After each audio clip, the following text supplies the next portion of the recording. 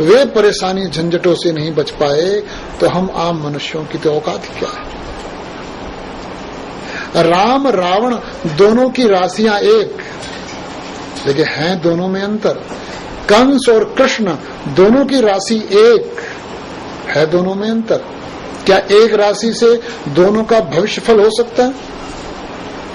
125 करोड़ की जनसंख्या का ये भारत भूमि, क्या 12 राशियां 125 करोड़ की जनसंख्या के लोगों को भविष्य का निर्धारण कर सकती हैं, भविष्य बता सकती हैं?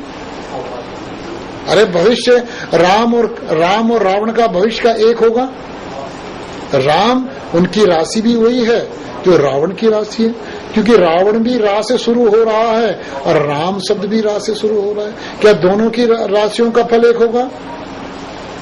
कृष्ण और कंस दोनों का से शुरू हो रहे हैं, क्या दोनों का फल एक होगा? दोनों का भविष्य एक होगा? दोनों का भविष्य अलग अलग है।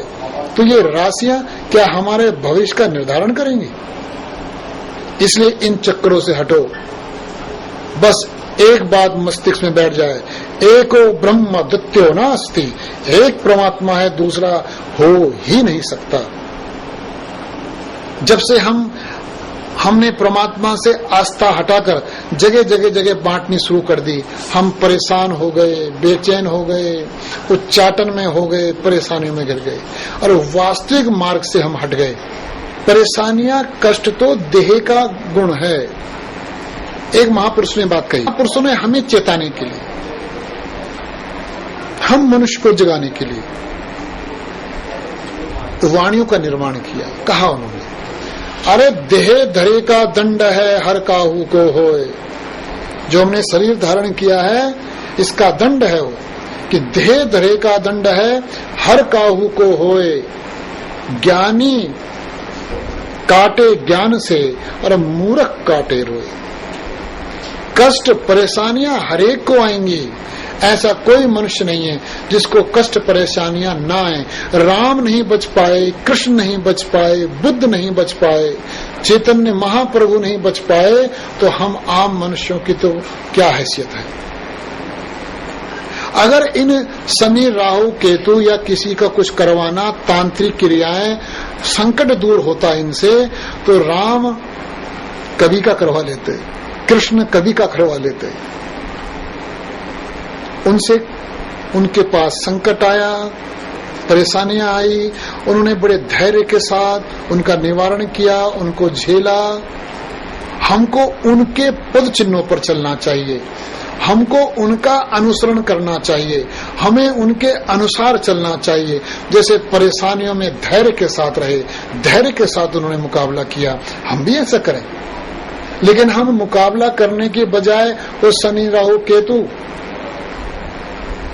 किसी ने किसी से ताबीज, हमको तो बड़ा आश्चर्य हुआ। कल हमने देखा चौराहे पर एक ने उड़द की दाल, नींबू वगैरह रख रहा था। सुबह सुबह हम जब घूमने जा रहे थे देहरादून, तो सुबह सुबह वहां रख रहा था रास्ते पर। हमने कहा भाई ये क्या कर रहे हो?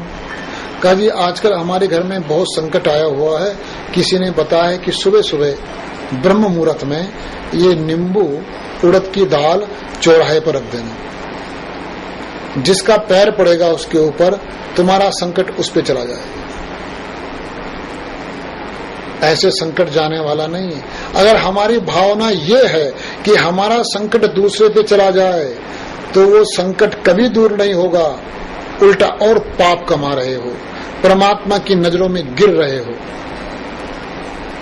किसी ने कहा किसी के खेत में आग लगा दो, तुम्हारा कल्याण हो जाएगा। जो दूसरे के खेत में आग लगा रहा है उसका कल्याण कभी नहीं हो सकता।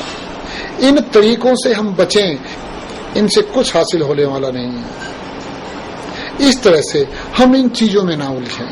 हम एक जो अकाल पुरुष परमात्मा है, जो सबके शरीर में वास करता है, उसकी पूजा करें। एक बार हमारे कहने से उसकी पूजा करके देखो, लेकिन एक बार हमारे कहने से अंदर की पूजा, जो अकाल पुरुष की पूजा है, वो करके देखो। देखना जीवन में किस प्रकार उमंग पैदा होती, धीरे धीरे धीरे धीरे परिवर्तन पैदा होता है। एक ने हमसे कहा कहा जी हम तो अंदर की पूजा करना चाहते हैं, लेकिन पड़ोसी पता नहीं क्या करवा देता है, हमारा मन लगता नहीं। अगर ऐसा किसी के भात में कुछ करवाना होता कि उसने मेरे ऊपर कुछ करवा दिया, तो ये करवाने वाले इस समय देश की गद्दी पर बैठे होते, करवा करवा कर सबको हटा देते, अपने आप शासन करते। ये सब हमें बेवकूफ बनाने का तरीका है कि उसको वहां करा दिया, उसके ऊपर वो करा दिया। ये सब हमें बेवकूफ बनाने का तरीका है। उनकी रोजी उससे चल रही है, उनका रोजगार उससे चल रहा है। हमारी बेवकूफी से उनका रोजगार चल रहा है और हम बेवकूफ बनते जा रहे हैं, हम मूर्ख बनते जा रहे हैं, वे हमको मूर्ख बनाते हुए जा रहे हैं। उनका तो रोजगार चल रहा है, लेकिन हम लोग पाप में घुस रहे हैं, पाप में। एक ने कहा हमसे कि मेरे सिर में कुछ कुछ होता है, मावस या पूर्णिमा में मेरे मस्तिष्क में कुछ कुछ होता है। किसी ने बताया है कोई चीज है, कोई भूत है। मावस और पूर्णिमा को ये तो सबको पता ही है कि गुरुत्वाकर्षण का प्रभाव के कारण मस्तिष्क में दिक्कत हो जाती है, लेकिन वो भूत प्रवेश कर गया इस शरीर के अंदर, ऐसा हो ही नहीं सकता। जब ये पंच महाभूत पहले से ही बैठे हुए हैं, जल अग्नि वायु पृथ्वी आकाश, इन 5 महाभूतों से हमारा शरीर बना है। इन 5 महाभूतों से, जल अग्नि पृथ्वी आकाश, जो 5 महाभूत हैं, इनसे हमारा शरीर बना हुआ है। जब इन 5 महाभूतों के शरीर में हम हैं, तो भूत तो छोटा होगा, भूत कैसे प्रवेश कर जाएगा? महाभूतों के अंदर भूत कभी प्रवेश नहीं कर सकता। इसलिए ये मस्तिष्क रोग है, इसका इलाज कराना चाहिए, इसका उपचार कराना चाहिए।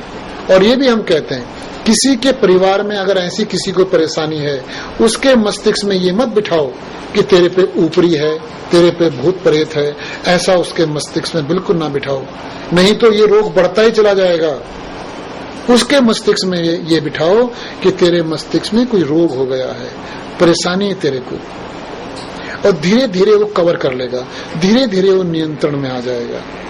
और जो अंदर की पूजा करता है उसको कभी मस्तिष्क का रोग नहीं होता। जो अंदर की पूजा करता है उसे कभी उसका मस्तिष्क बलवान हो जाता है। ये मस्तिष्क से निकाल दो, किसी मनुष्य के अंदर भूत प्रेत आ जाएगा। जहां खुद अकाल पुरुष विराजमान है, वहां भूत प्रेत कैसे आ जाएगा? ये हमारा शरीर परमात्मा का सच्चा मंदिर है। इस मंदिर में अकाल पुरुष विराजमान है। इस मंदिर के पुजारी हम मनुष्य हैं, हम इसके पुजारी हैं, और अंदर अकाल पुरुष परमात्मा विराजमान है। तो इसके अंदर फिर तीसरा कैसे आ जाएगा? तीसरा इसके अंदर आ ही नहीं सकता। कोई भूत प्रेत, कोई देवी देवता इसके अंदर नहीं आ सकते। हाँ, मानसिक रोग हो सकता है। एक ने कहा कि हमारे यहाँ जब उस पे आता है तो 5-5 आदमी उसे संभाल नहीं पाते। हमने उनसे पूछा, कभी किसी मिर्गी के मरीज को देखा? जब मिर्गी के मरीज को दौरा पड़ता है, फैट पड़ता है, उसको भी 3-3, 4-4, 5-5 आदमी संभाल नहीं पाते। तो क्या उसके अंदर भूत प्रेत है? क्या उसके अंदर कोई जिन्न है? क्या उसके अंदर कोई देवी देवता है? मिर्गी मानसिक रोग है, मस्तिष्क का रोग है मिर्गी। उसके अंदर इतनी ताकत आ जाती है मिर्गी वाले के अंदर, अगर उसने हाथ बंद किया हुआ है तो 2-3 आदमी उसका हाथ भी नहीं खोल पाते। तो क्या है वो? कोई भूत प्रेत है उसके अंदर? सब कहते हैं मिर्गी है, उसको मिर्गी है। मिर्गी के कई प्रकार है। मिर्गी के कई प्रकार हैं, मानसिक रोग के कई प्रकार हैं। उनमें से एक प्रकार ये भी है कि मेरे अंदर भूत प्रेत आ गया है, वो अलग अलग व्यवहार कर रहा है, कभी वो कूद रहा है, आवाज निकाल रहा है, अलग अलग किस्म की आवाज निकाल रहा है। ये सब मानसिक रोग है। इस मानसिक रोग से मुक्ति का उपाय भी है कि हम अंदर की पूजा करें और ये मस्तिष्क से निकाल दें। कोई इसके अंदर घुस जाएगा। इस शरीर के अंदर पहले से ही 2 घुसे हुए हैं, एक अकाल पुरुष परमात्मा, स्वयं हम।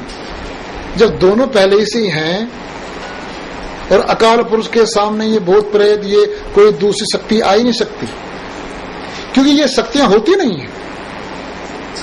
किसी ने